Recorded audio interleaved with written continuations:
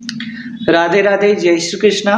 दर्शकों, आज इस वीडियो में बात करेंगे कि ऐसे कौन से सूत्र होते हैं, ऐसे कुंडली में कौन से ग्रह योग होते हैं जिससे विवाह टूटने के कगार पे आ जाता है, यानी डाइवोर्स की स्थिति बन जाती है। संपूर्ण चर्चा करेंगे दर्शकों, तो इस वीडियो को पूरा जरूर देखिए, जिससे आप जान पाएंगे कि किस प्रकार की स्थिति आपके वैवाहिक जीवन में रहेगी और क्या आपके वैवाहिक जीवन को बचाया जा सकता है। इस बारे में संपूर्ण जानकारी देंगे, तो इस वीडियो को पूरा जरूर देखिए। देखिए दर्शकों, एक सुखी वैवाहिक जीवन के लिए सबसे पहले तो आपको ये बात समझनी होगी कि कुंडली में कुछ पॉइंट मजबूत होने जरूरी हैं। जैसे कि हमारी कुंडली का सप्तम भाव हमारे वैवाहिक जीवन की जानकारी देता है।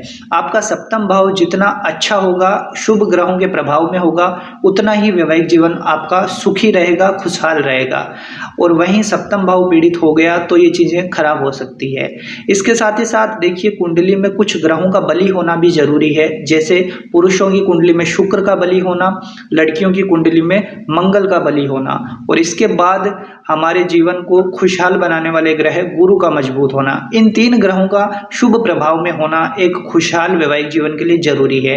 अब देखिए दर्शकों, आप अपनी कुंडली में देखिए कि सप्तम भाव की क्या स्थिति है, सप्तम भाव में कौन से ग्रह बैठे हैं, किन ग्रहों की दृष्टियां पड़ रही है, किस प्रकार की स्थिति बन रही है। अगर सप्तम भाव में शुभ ग्रह बैठे होंगे, शुभ ग्रहों की दृष्टियां पड़ रही होगी, तो आपका वैवाहिक जीवन बहुत अच्छा रहेगा, कोई चिंता की बात नहीं है।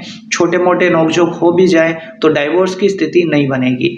वहीं सप्तम भाव पीड़ित हो जाए, पीड़ित कैसे होगा, तो सप्तम भाव में पापी ग्रहों का इन्वॉल्वमेंट हो, जैसे कि शनि, राहु, मंगल और सूर्य। देखिए, सबसे पापी ग्रह माना जाता है राहु। इसका इन्वॉल्वमेंट सप्तम भाव से होगा तो ये चीज खराब है आपके लिए।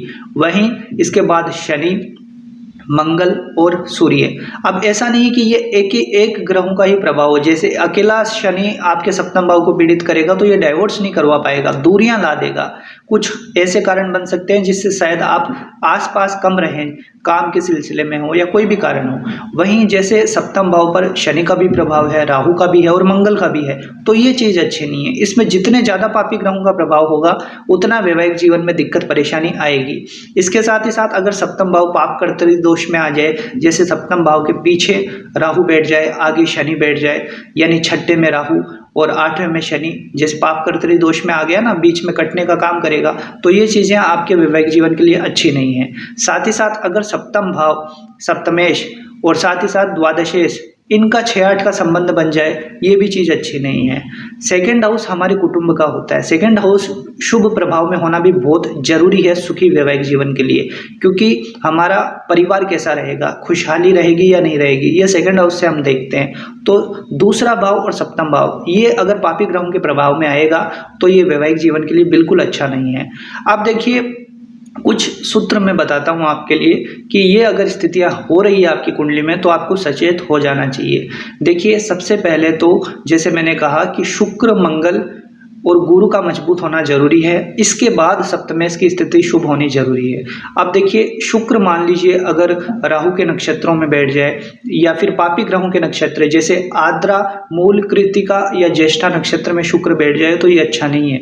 ये एक तरह से इंडिकेट करता है कि वैवाहिक जीवन में कलेश रहेंगे, इस प्रकार की स्थितियां बनेगी। इसके साथ ही सप्तम भाव में पापी ग्रह बैठ जाएं, जैसे शनि बैठ गया, राहु बैठ गया और मंगल, ये तीनों ग्रह बैठ जाए तो ये स्थिति खराब कर सकते हैं। फिर वैवाहिक जीवन में कलेश और आगे डाइवोर्स की नौबत भी आ सकती है।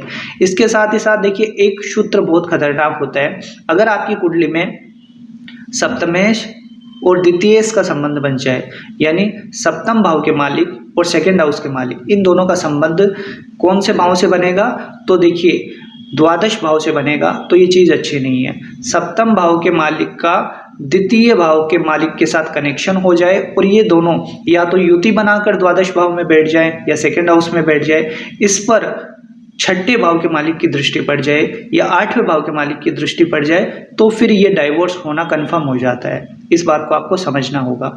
एक बार फिर से सुनिए। देखिए, सप्तमेश का द्वितीय भाव के मालिक के साथ संबंध बन जाए और वो दोनों या तो द्वादश भाव में बैठ जाएं या सेकंड हाउस में बैठ जाएं और ऊपर से इन पर छठे आठवें मालिक के दृष्टि पड़ जाए, तो ये चीज अच्छी नहीं है।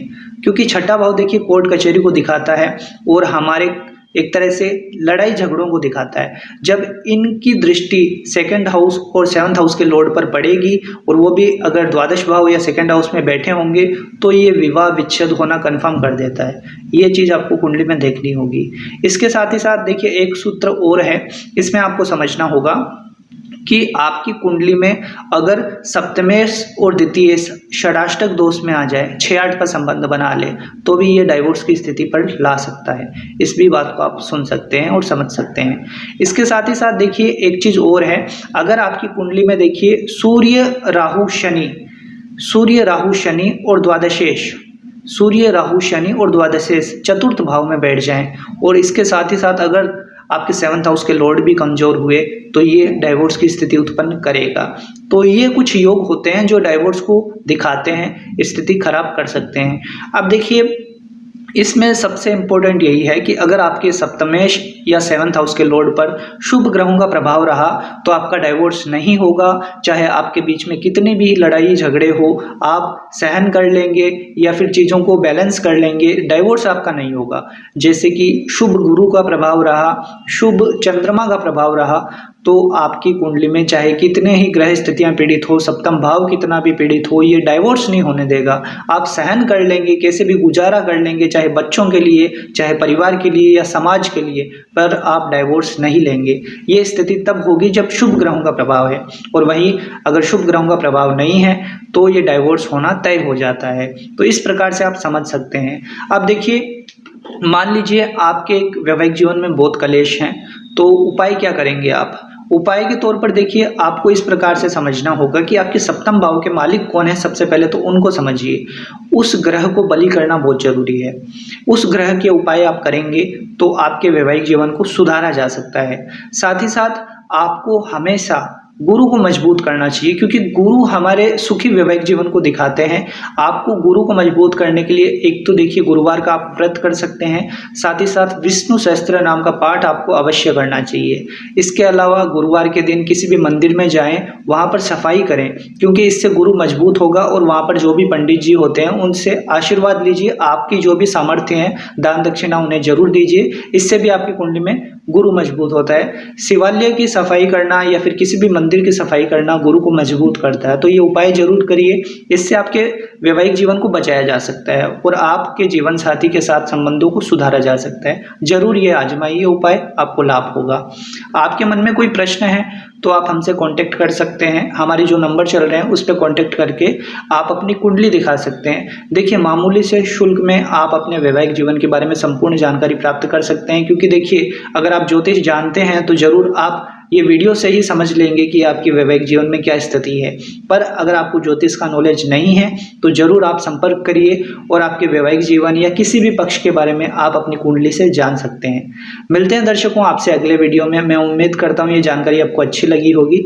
अगर वीडियो अच्छा लगा हो तो जरूर लाइक करिए, आपके ओपिनियन शेयर करिए। मिलते हैं आपसे अगले वीडियो में। जय श्री कृष्णा, जय श्री राधे।